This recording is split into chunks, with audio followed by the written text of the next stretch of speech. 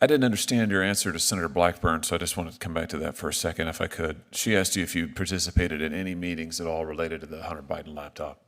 Was that a yes or a no?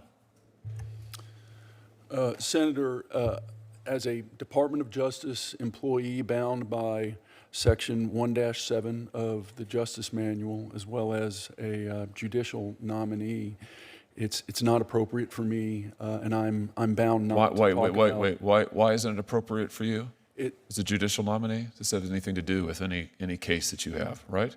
I'm asking you what you did in your former employment as the Deputy Chief of Staff to the FBI Director. Did you participate in any meetings related to the Hunter Biden laptop?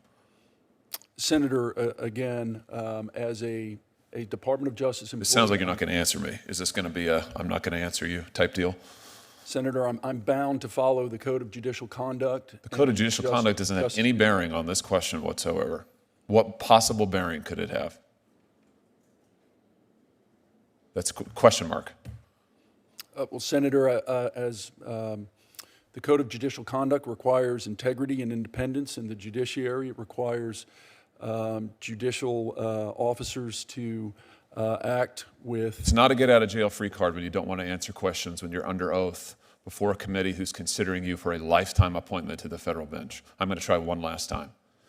Did you participate in any meetings during your time as Deputy Chief of Staff or Acting Chief of Staff related to the Hunter Biden laptop, yes or no?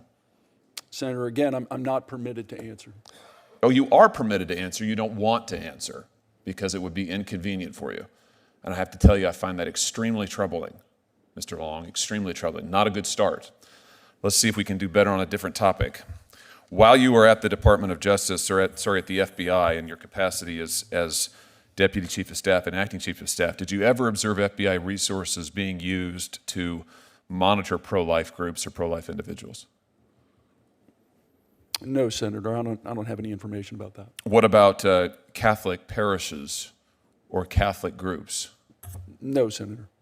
So, now, I notice you're happy to answer those questions, but you're not happy to answer the Hunter Biden question. They're not qualitatively different. I'd just like to note that for the record. You familiar with this memo generated by the FBI field office in January of 2023 regarding the infiltration of Catholic parishes by the FBI? I'm sure you've seen this in the news.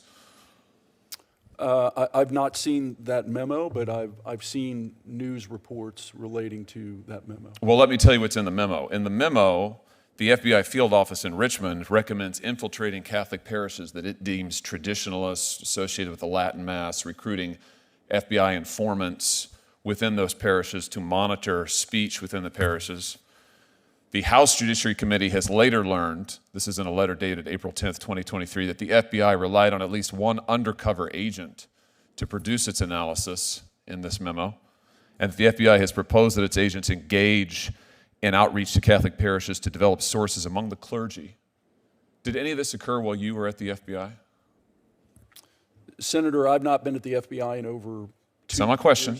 Did any of this occur while you were at the FBI? Did you see anything like this happening while you were at the FBI? I did not, Senator. Do you think it's appropriate?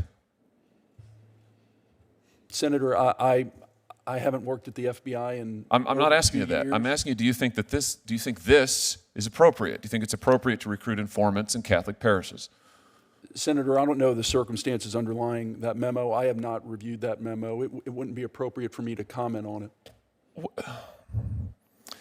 It's not appropriate for you to comment on whether or not the federal government of the United States should be infiltrating religious entities and organizations and trying to recruit informants and sources in the clergy? You don't have an opinion on that? You want a lifetime federal appointment to the judiciary to conduct impartial justice, but you can't say that this is inappropriate? You know, let me give you a refresher course. The Attorney General of the United States sat right where you were sitting, and he couldn't run away fast enough from this. He said it was a gross abuse of department authority. He claimed that it had never happened. He was not telling the truth, it turns out. But he said that if it was happening, he put a stop to it immediately, because it was grossly inconsistent with the First Amendment of the Constitution of the United States. Can you say that?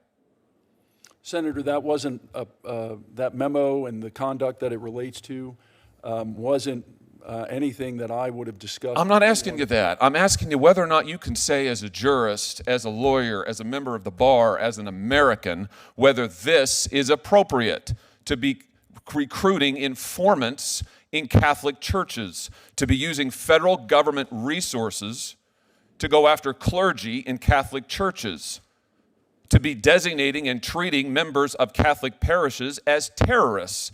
Is that appropriate or not? Senator, again, based upon my experience at the FBI, this was not something that we ever discussed. This was not, I've never seen that memo before. It would not be appropriate for me to comment. I cannot believe your answers. I cannot believe that I can't believe anybody who would come before this committee would look at this and look at what they have tried to do and just listen to the Attorney General, for heaven's sake, and would not say it's grossly inappropriate, this should never happen. I'm absolutely stunned by this. And for that reason, among others, I cannot support your nomination. That was brutal.